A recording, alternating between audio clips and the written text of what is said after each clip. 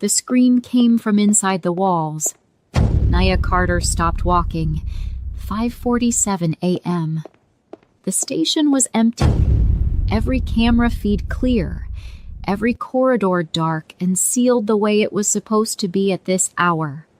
But something was down there. She reached for her radio, put it back, grabbed her flashlight instead, and went toward it, down the service stairwell, one level, then another. The air getting heavier with every step. Rust, concrete, something dark underneath it she didn't want to name. She hit the freight tunnel door with her key card and pushed through, killed the flashlight, listened. Voices, low and fast, Korean, and underneath them, chains. The unmistakable drag of metal against concrete. She moved toward the sound with one hand on the wall until she found the gap in the drywall and put her eye to it. One room, one work light, 3 armed men, and a man chained to the wall, wrists bolted into the concrete behind him, head hanging, shirt destroyed, burns on both forearms, one eye swollen completely shut. His chest was barely moving. She had maybe 10 minutes before that stopped, too. She looked at the 3 armed men, looked at the debris on the tunnel floor, picked up the heaviest piece of concrete she could find, and threw it. 2 sets of footsteps, moving fast through the gap in the drywall, turning right, heading toward the noise, flashlights cutting through the dark. Nia pulled herself into the deepest shadow she could find and stopped breathing. The first man passed within 4 feet of her, close enough that she could hear the fabric of his jacket. The beam of his flashlight swept the ground 6 inches from her shoe. She did not blink. They moved past. She counted 3 seconds and went. Through the gap in the drywall, fast and low. The third man, the one with the rifle, was already on his feet, hand going for the gun, mouth opening. Nia grabbed the work light off its hook and swung it into the side of his head with everything she had. The connection was solid. The bulb exploded. The room went completely black. She heard him hit the floor hard, heard the rifle skid across the concrete somewhere in the dark she couldn't see. She didn't try to find it. She turned to the wall, reached forward, found the man's face with both hands and tilted it up toward her. "Hey," she said, barely a whisper. "Can you hear me?" Silence. Long enough that her stomach fell. Then his head shifted, slow and heavy, and one eye opened, the right one, dark and sharp and cutting straight through the dark to find her face with a focus that had no business being there, a precision that shouldn't have existed in someone who looked the way he looked. "I hear you," he said. Low, rough, accented. "Good. I'm getting you out. Right now. No noise. Can you stand?" "Yes." "You sure?" A beat. "Honest?" "No." She almost laughed. She ran her hands along the chain to where it met the wall and found the bolt bracket buried in the crumbling concrete. She went back to the tunnel for the rebar, came back, jammed it hard behind the bracket, and threw her full weight against it. Nothing. She repositioned. Tried again. Harder. The bracket groaned. From the far end of the tunnel, footsteps, coming back fast. They'd figured out the distraction. "They're coming," he said. "I know," she said through her teeth. "You need to go faster." "I know." She drove the rebar again with everything she had, legs planted, full body behind it. And this time the bracket ripped clean out of the wall in a burst of concrete dust. His right arm swung forward, chain dangling. She moved straight to the second bracket, jammed the rebar behind it, pulled hard to the left. The footsteps were getting loud. "Now would be good," he said. She yanked the rebar with a full rotation, and the second bracket tore free and he pitched forward, and she caught him, barely. He was so much heavier than his frame suggested. Solid. She got his arm over her shoulder and took as much of his weight as she could carry and turned toward the gap in the drywall. A shout from behind them. Running. "Wait, before we go any further. You're about to watch a woman walk into the most dangerous moment of her life." And the crazy part? She had absolutely no idea it was coming. 1 second, she's 6 minutes from going home. The next, she's in a restricted tunnel, in the dark, staring at something she was never supposed to see. Now here's what I need you to ask yourself while you watch this.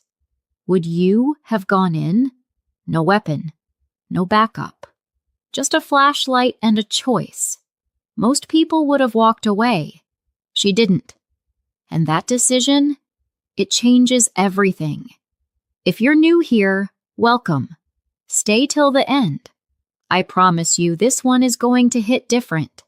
And if you've been here before, you already know what we do here. Drop a comment right now. Tell me, would you have gone in or called it in? Let's see who's really built for this. And one more thing. I want to know where in the U.S. you're watching this from. Are you in Atlanta, New York, Chicago, Houston, Los Angeles, Miami, Detroit, Dallas? Drop your city right now in the comments. Doesn't matter where in the country you are, north, south, east, west. Let's see exactly which cities are showing up for this story. I read every single comment. Now let's get into it. They went through the gap and into the main tunnel, and she went left, away from the men, away from the stairwell, toward the far service exit she'd used exactly once in 3 years and had been quietly grateful to know every shift since. She knew this building the way she knew her own body. Every corridor, every dead end. Every way out. A gunshot split the tunnel apart. The sound of it in that enclosed space was enormous, and the bullet hit the pipe just above their heads, and she felt the water and rust spray hit her face, and she ran. She ran, and he ran with her, his body finding something it hadn't had a moment before. Some reserve of will that got his legs moving even as his breathing went ragged and broken, even as he stumbled once, and she caught him without slowing, and they kept going, the dark rushing past them on both sides. Another shot, further behind this time. And then, from above them, from street level, sirens. Loud, building fast, wailing. A patrol car somewhere on the street above, doing its own thing, going somewhere that had nothing to do with any of this. The footsteps behind them stopped. She heard voices, fast, urgent, a decision being made in real time. She didn't look back. She hit the service exit door with her key card, shoved it open with her shoulder, and pulled him through into the cold gray pre-dawn of a Los Angeles alley. The door slammed shut behind them. She stood there and breathed. 3 full seconds. Just breathed. Then she looked at him. He was against the alley wall, one hand pressed flat to the brick, one eye open and looking at her. His breathing was rough and deliberate, managed the way someone managed pain who had a lot of practice doing it. But his eye was clear, present, steady on her face. "You okay?" she said. "Better than I was 20 minutes ago," he said. "That's not a high bar." "No," he said. "It's not." She checked behind them. Nothing. She checked the alley entrance. Empty. The sirens were fading. If the men were following, they weren't doing it yet. "Come on," she said. "My apartment is 4 blocks. You're going to make it." "I'm going to make it," he said. Like he was telling himself, not her. They moved out of the alley and onto a side street, keeping off the main roads. She checked behind them every half a block, checked the cameras she knew about, the ones she'd spent 3 years learning the positions of. Her cap was pulled low. Her station jacket collar was up. She'd been running through it in her head since the tunnel. The camera on the southeast corner of the freight level had been down since October. The alley exit had one working camera, but the angle was wrong for a face. The main concourse cameras were nowhere near where she'd been. She thought about all of this while she helped a stranger stay upright through the quiet streets of a city that was just beginning to wake up. 4 blocks felt like 40. By the time she got her key in the lock, her hands were shaking, just slightly, just enough for her to notice. She got him inside, kicked the door closed, turned on the corner lamp. Low, warm light. She turned around and took stock. He hadn't made it to the couch. He was on her floor, back against the wall, legs stretched out, chains still hanging from both wrists. She looked at him properly in real light for the first time. The damage was worse than it had looked in the tunnel. Swollen eye, split lip, the gash above the brow that needed cleaning. The burns on his forearms that she forced herself to assess clinically, and the breathing, shallow, careful, each inhale measured, that said the ribs were bad. Young. Under all of it, he was young, 30 at the outside. She registered the rest of it the way she registered anything relevant. Strong jaw, sharp features, dark eyes watching her move around the apartment. The shirt, what was left of it, had been expensive. She filed everything away. "I'm going to clean the cut above your eye first," she said. "Then we need to talk." "Yes," he said. "We do." She went to the bathroom and came back with the first aid kit, warm water, and 2 clean towels. Knelt in front of him and got to work. He sat completely still for it. Didn't flinch, didn't move, just watched her face. "You work at the station," he said. "Operations coordinator, night shift." She cleaned carefully around the wound. "I was doing my final camera check when I heard you. From 3 floors up. Sound travels in empty buildings. But you came down alone. I came down." She pressed a butterfly closure across the gash. "No weapon, no backup, 3 armed men. You were about to tell me it was stupid." "I was," he said. "It was. And yet, here you are," she said. He was quiet for a moment.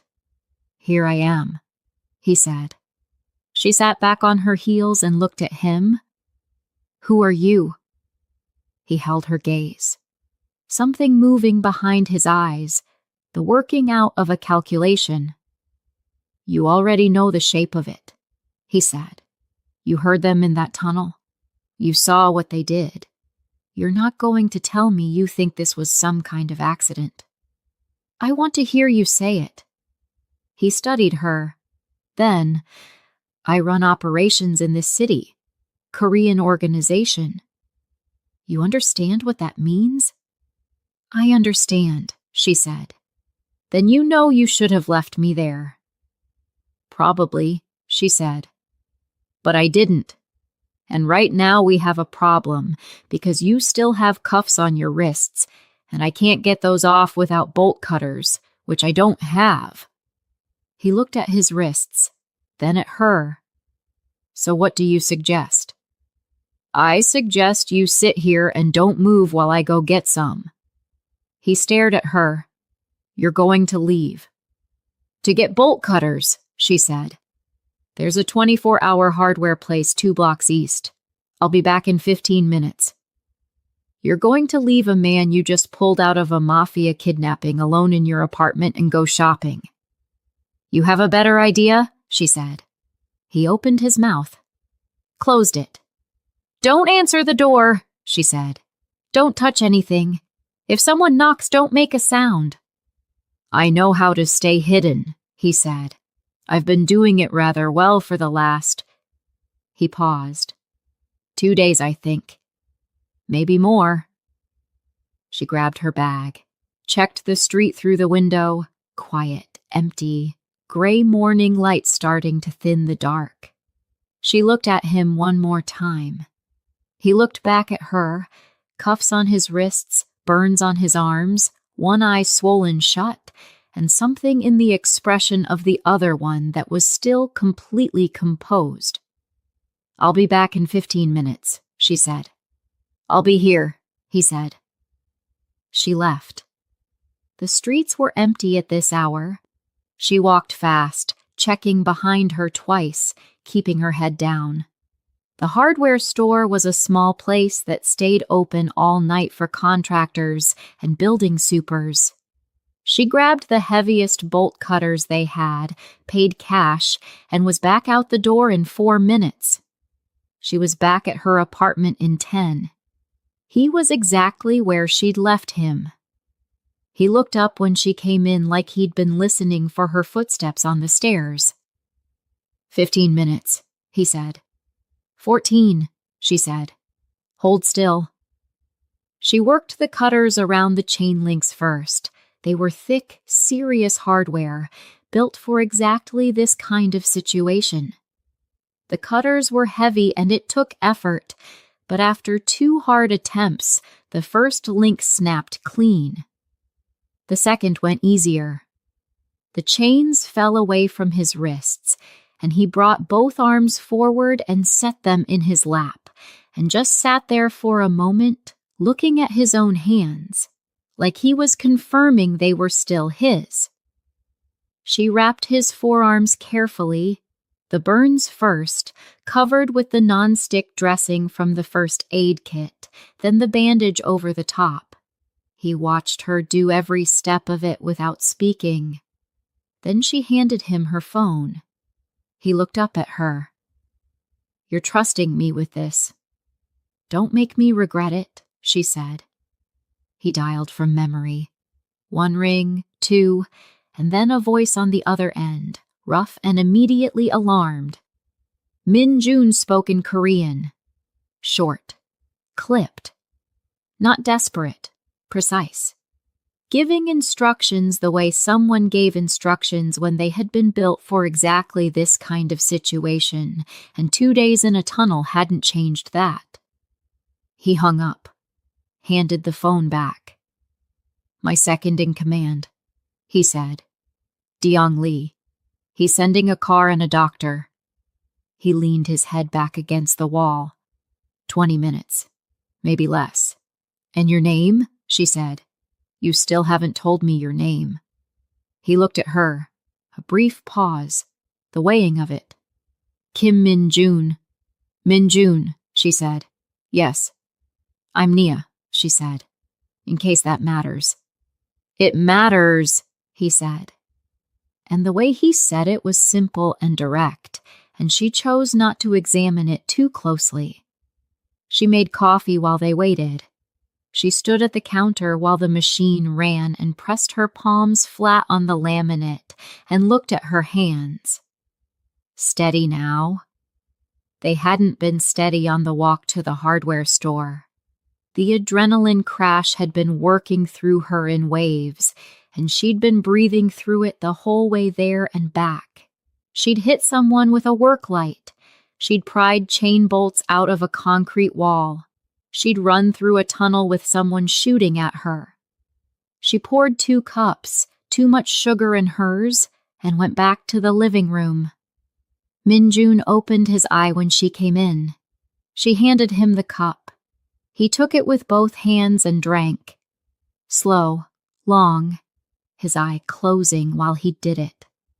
She sat on the edge of the coffee table across from him and drank hers. Neither of them spoke for a moment. The silence should have been uncomfortable. 2 strangers in a small apartment at 6 in the morning, the wreckage of the last hour still fully present. But it wasn't uncomfortable. It was just quiet. The particular quiet of two people who had been through something together and didn't need to perform around it. "You're not scared," he said. "I'm terrified," she said. "I'm just built to not show it." "No." He looked at her. "I've seen scared. Real scared. People can hide their face, but they can't hide how they move. You don't move scared." "I move like someone who's been dealing with emergencies in this building for 3 years," she said. "You learn to function. What's the worst thing you handled before tonight?" She thought about it. "Cardiac arrest on Platform 7. I kept a man alive for 11 minutes until paramedics arrived. Before that, a freight car came loose on the lower level. 7 people in the path of it, 2 minutes before impact." She sipped her coffee. "I knew the emergency brake protocol. Most people don't. I do." He was watching her face. "And you handled it." "I handled it." He was quiet. "Then, that's who you are then. The person who handles it." She looked at him over the rim of her cup. "Is that a problem?" "No," he said. "It's the opposite of a problem." That almost smile again. She'd been seeing it in glimpses. The way it moved at the corner of his mouth before it ran into something that stopped it. She found herself wanting to see the full version of it. She leaned forward and applied antiseptic to his split lip. He didn't move a muscle. His jaw tightened, but his eye was steady, and he watched her face from 3 inches away with that quality of attention she kept noticing. Complete. Unperformed. Like she was something he was genuinely trying to understand. "How old are you?" he said. 26. "Family in the city?"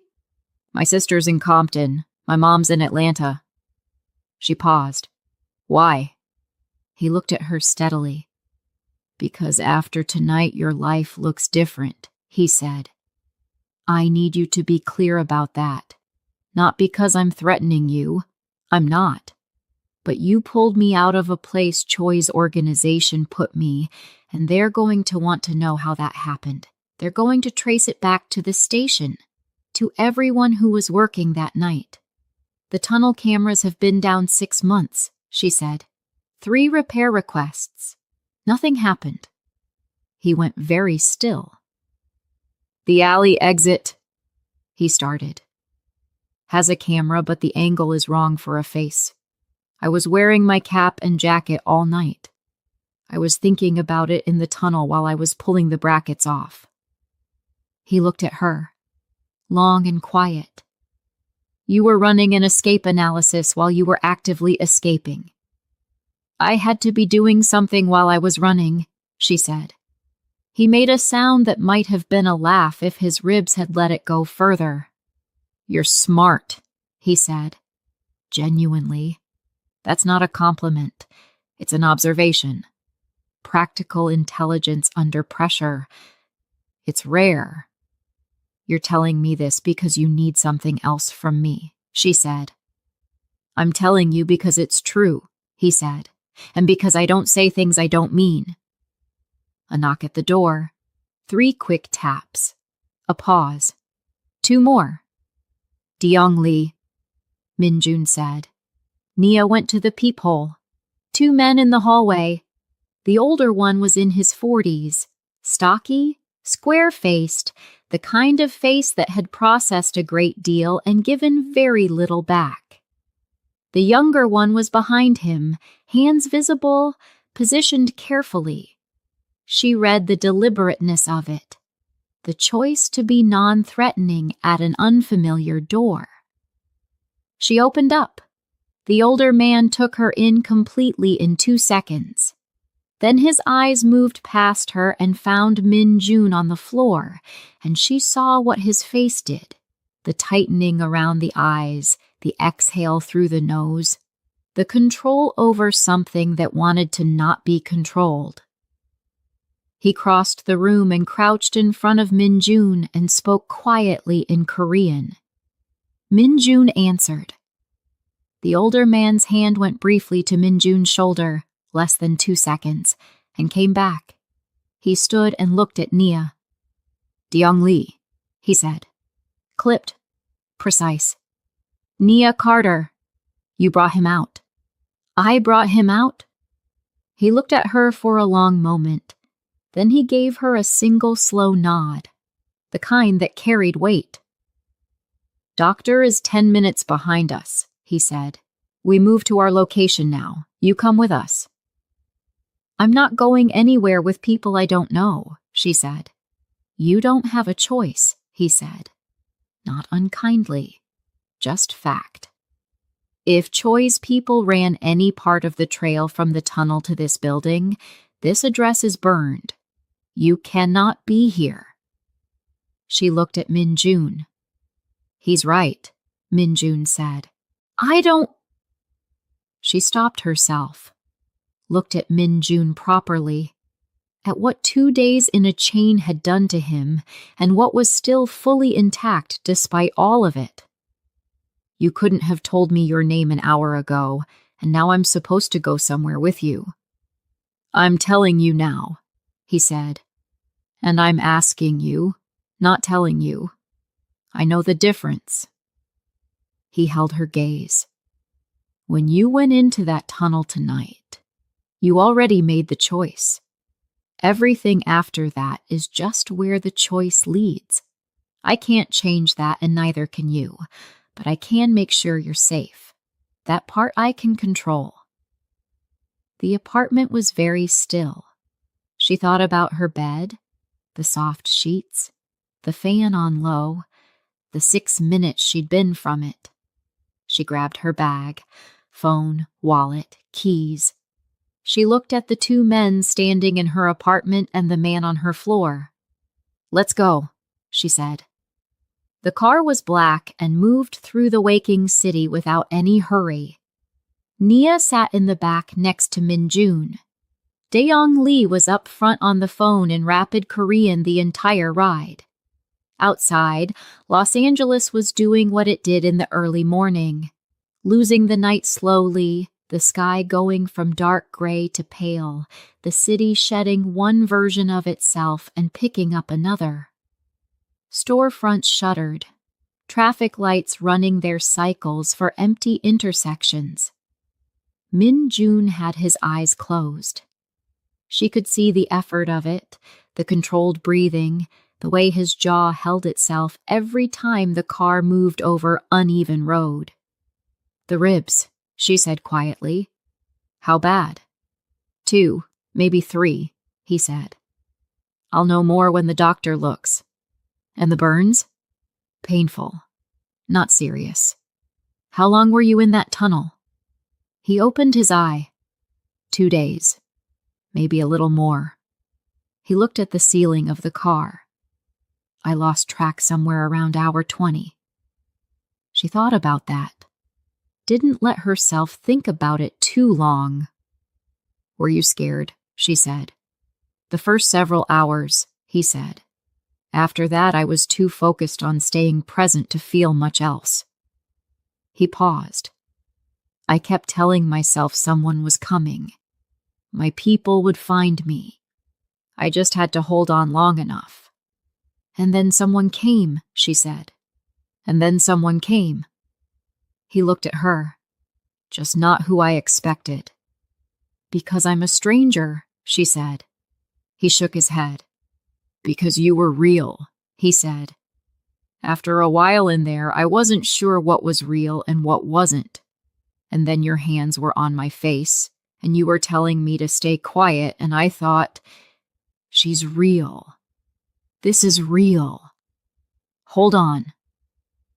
The words sat in the back of the moving car. She looked out the window. "Neither have I," he said. She looked at him. She'd lost the thread.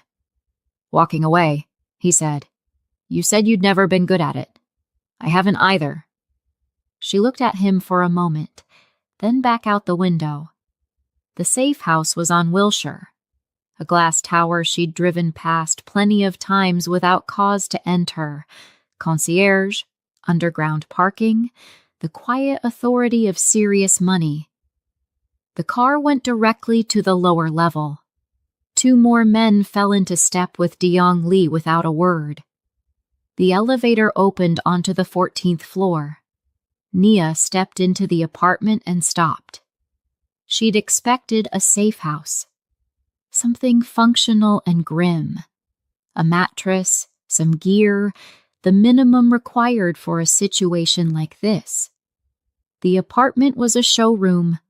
High ceilings, floor-to-ceiling windows looking out over the city in every direction.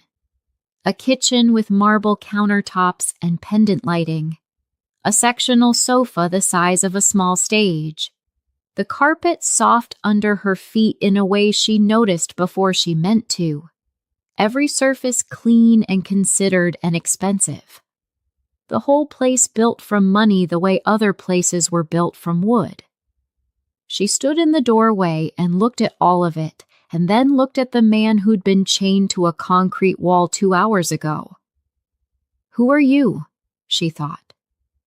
Who in the world are you? Dr. Park arrived within minutes. 50s, efficient, large black bag, moving with the unhurried certainty of someone who had done urgent things calmly for a very long time. She went straight to Min Jun and started without preamble. He sat on the edge of the sofa and let her work, answered questions in Korean, held still when she pressed along his rib cage, extended his arms when she needed to check the burns, watching her face while she worked, running the same assessment on her that he ran on everyone. DeYoung Lee appeared at Nia's elbow. Sit down, he said. You've been on your feet a long time. She sat at the kitchen island. DeYoung Lee set a glass of water in front of her and stood with his hands loose at his sides and looked at the window for a moment before he spoke. I want you to understand something, he said. What you did tonight, pulling him out of that tunnel, getting him clear. He would not have survived another few hours. The timeline was very close. Nia wrapped both hands around the water glass and said nothing. He'll want to repay you. DeYoung Lee continued. That's fundamental to how he operates. He carries debt badly. It becomes something he has to resolve. I don't want to be repaid, she said. I understand that. A pause. But in our world, what you did tonight creates a connection. Whether you intended it or not. Whether you want it or not. That's just the reality of this. She looked up at him. You're warning me. I'm advising you, he said. He was precise about the distinction. You're brave, clearly. But in our world, brave makes you visible. Visible makes you a target. And attachments... He stopped. Started again. The people who want to hurt Min Jun look for what he values, what he cares about. You understand what I'm telling you. I understand, she said. I hope you do, DeYoung Lee said quietly. I genuinely hope you do. She looked across the room. Min Jun was watching her from the sofa. Had been watching her, she realized. Those dark eyes with something in them she didn't have the language for yet. She held the look for a second. Then she looked at the water glass. DeYoung Lee brought food at some point. Rice, vegetables, simple and hot. She ate at the kitchen island and realized she was hollowed out with hunger. She'd been running on nothing since before her shift started. She showered in the guest bathroom. There were clothes waiting, new, her approximate size. She decided not to think about what it said that someone had thought to have them. She dressed and stood in the mirror and took stock. Bruise on her right forearm, dark and spreading, that she hadn't felt until the adrenaline wore off. eyes carrying the particular flatness of someone who had been awake too long and done too much. She went back to the main room.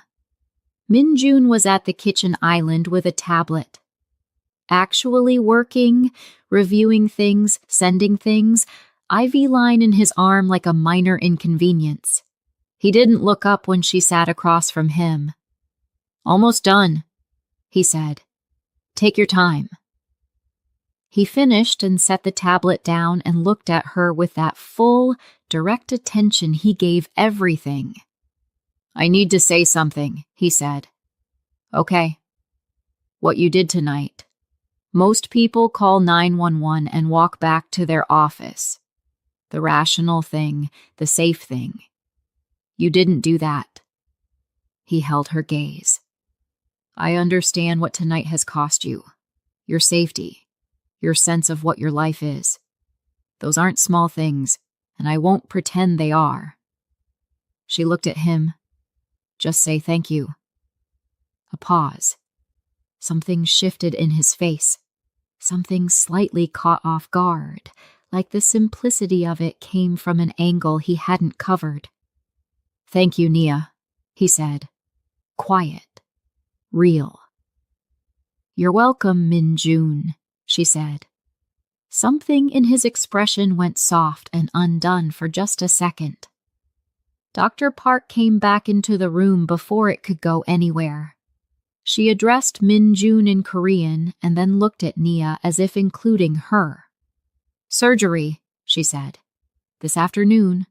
The rib situation has internal implications. Possible bleeding I can't fully assess without imaging. I've arranged a facility." Min-jun nodded like she'd told him about a scheduling conflict. "Are you worried?" Nia said. "I'm calm," he said. "Those are different things." He looked at her. "A little," he admitted. "The control thing," she said. He tilted his head.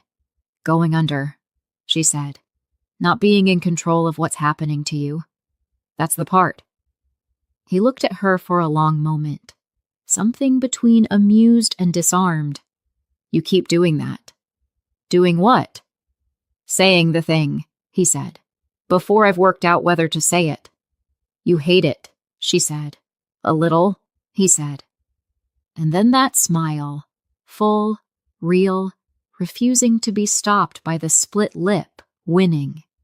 She felt the warmth of it change the temperature of the room slightly. She looked at the countertop. "When I'm recovered," he said. She looked up. "I want to take you somewhere," he said. "Dinner. Somewhere that has none of what this morning had. No chains, no tunnels, no one getting shot at." His eyes were steady on her face. "Just dinner. Will you let me do that?" She held his gaze. "When you're recovered." "Yes." Deong Lee said 6 to 8 weeks. 5, he said. "I can do 5. "You can't negotiate your own recovery timeline." "Nia." The way he said her name, unhurried, like he'd been saying it for years. "I negotiate everything." She pressed her lips together. "Ask me again in 5 weeks," she said. "I will," he said. Like a promise. Like he was the kind of person whose promises held. Deong Lee appeared in the doorway. "Transport in 1 hour," he said to Min-jun. "And to Nia, your workplace has been contacted. Family emergency, 2 days covered." She looked at him slowly. "You called my job." "It was necessary." "You called my job without asking me." "Yes." She turned to Min-jun. He looked back at her with a patience that wasn't dismissive, something underneath it that was asking, not telling. "I'll explain it," he said, "properly. I promise." She held his gaze for a moment. Then she let out a breath and looked away. Let it go. For now. The hour before transport moved quietly. Min-jun rested. Nia sat near the window and watched the city. At some point, she asked him how he'd ended up in LA from Seoul, and he told her, 16 years old, a family decision, a city that had taken years to feel like his and then suddenly did. She told him about growing up in Inglewood, about taking the station job 3 years ago because she needed something that felt like it mattered, and a friend knew someone who was hiring. He listened to everything she said with that full attention he gave the world, like nothing she said was small. "You like your job?" he said. "I like knowing every inch of that building," she said. "I like being the person who knows what to do." "Tonight proved that," he said. "Tonight proved I need to start submitting my camera repair request directly to the city instead of through building management," she said. He laughed. Quiet, short, careful, real. At 2 p.m, the transport came. Black vehicles in the underground garage. Dr. Park in the same car as Min-jun. Deong Lee managing everything else with the quiet efficiency of someone who had done this many times. Nia stood in the garage and watched them load. She had her arms crossed. She told herself it was because the garage was cold. Min-jun stopped at the car door and turned. He looked at her across the width of the garage. "Stay in the apartment," he said. "Don't leave. No contact with anyone from your regular life until I tell you it's clear." "I know," she said. "I mean it." "I know you mean it." He held her gaze. Something moving in his face, something he was holding just below the surface. "I'll be a few hours," he said. "I'll be here," she said. One more second. Long and quiet and full of something neither of them named. Then he got in the car and the door closed and the convoy moved, and she stood in the concrete quiet and listened to the engines until they were completely gone. She went back upstairs. The apartment was different without people in it. Too large, too still. She walked through it slowly, kitchen to living room to window. The city below was brilliant in the afternoon, sprawling in every direction under a flat winter sun. She thought about 6 minutes. How close she'd been. How completely different this morning would have looked if she'd sat in that chair and waited them out. She sat down on the floor with her back against the sofa. Same position she'd taken in her own apartment, she noticed. Same as she'd sat while Min-jun leaned against her wall. She noticed it and pressed her lips together. She picked up her phone. 2 missed calls from her supervisor. She put it down. The light changed. The clouds moved. An hour passed. Then another. She was at the window watching the sun drop toward the horizon when Deong Lee's name appeared on her screen. She answered before the second ring finished. "Surgery is done," he said. She closed her eyes. "He's out," Deong Lee continued. "Stable. 2 ribs required intervention. Internal bleeding, contained, clean. Doctor says full recovery, 6 to 8 weeks. She let out a breath that had been building in her chest for hours. Since the tunnel, since the gunshot, since she stood in a garage watching a car drive away and couldn't make herself go back inside until the sound was completely gone. "Okay," she said. Her voice came out small. "Are you all right?" Deong Lee said. "Yeah," she said. Yeah." A pause. "He asked about you," Deong Lee said. "Coming out of anesthesia, before he was fully conscious." She didn't say anything. "Asked if you were still here, if you were safe." "What did you tell him?" "I told him yes. A pause. He looked relieved. "I thought you should know." She walked to the window and pressed her forehead against the glass. The city moved below her. Traffic building in the afternoon. A million lives going forward as planned, none of them knowing what kind of morning it had been. "Tell him to rest," she said. "I will."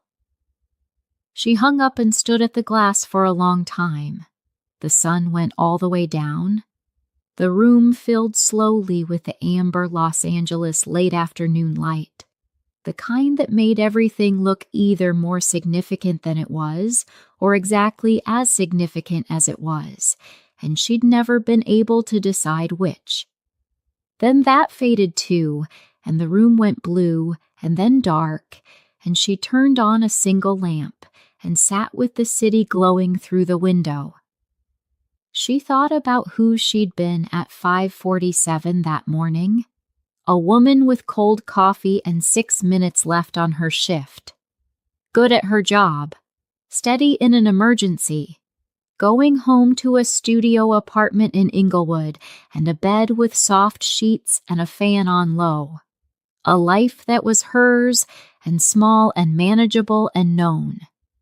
And then a sound. And then a choice. She thought about the fact that she hadn't deliberated, that her body had been moving before the conscious part of her brain had caught up with the decision. She thought about what that said about her, whether it was something to be proud of or something to be careful of. Probably both. Probably the same quality, just named differently depending on how it turned out. She thought about Deong Lee's words. Attachments become targets. She thought about dark eyes cutting through the black of a windowless room to find her face.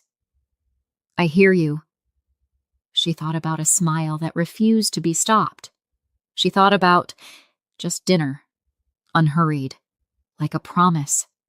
Her phone buzzed, a number she didn't have saved.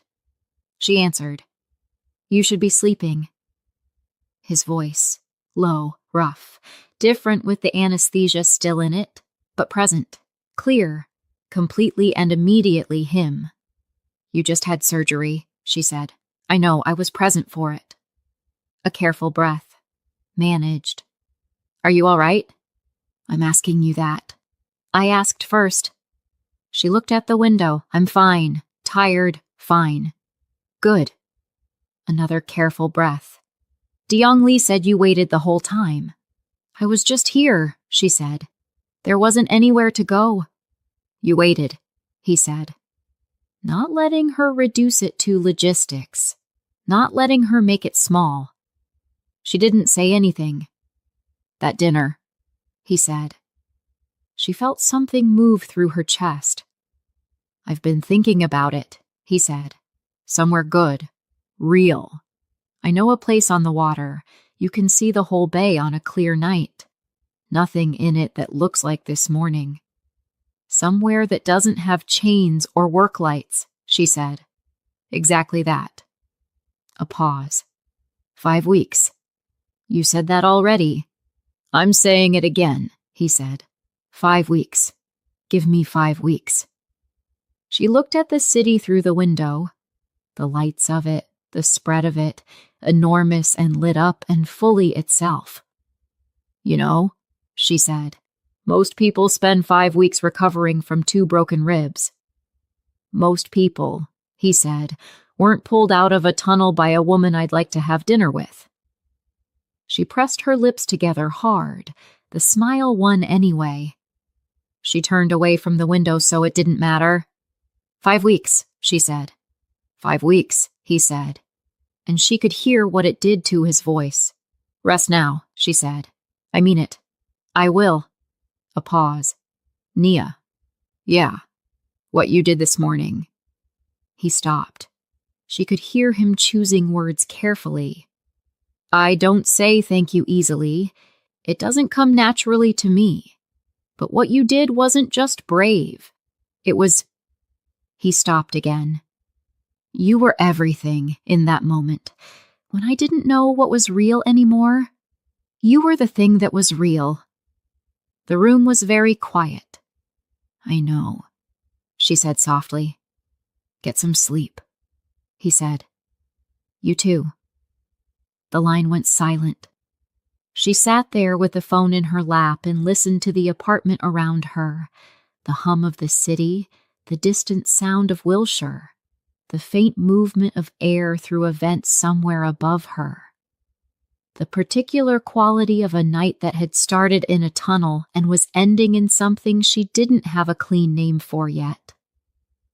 She went to the guest room and lay down on top of the covers and looked at the ceiling while the city glowed through the curtains. She thought about 5 weeks. She thought about water and clear nights and a place with none of what this morning had in it. She thought about a man who negotiated everything, including, apparently, his own recovery timeline. She thought about dark, steady eyes and the way they found things and held them. She thought about the fact that she was lying in a safe house on Wilshire, thinking about dinner with a man she'd pulled out of a chain, and that she was not, by any measure she could find, sorry about any of it. Attachments become targets, De Lee had said. She understood that. She did.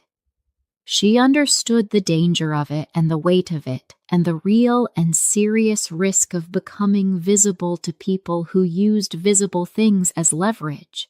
She understood all of it, and she thought, some things are worth the risk. She closed her eyes. The city kept going outside the window, the way it always did, enormous and lit and indifferent and full of its own momentum, carrying everything forward whether you were ready or not.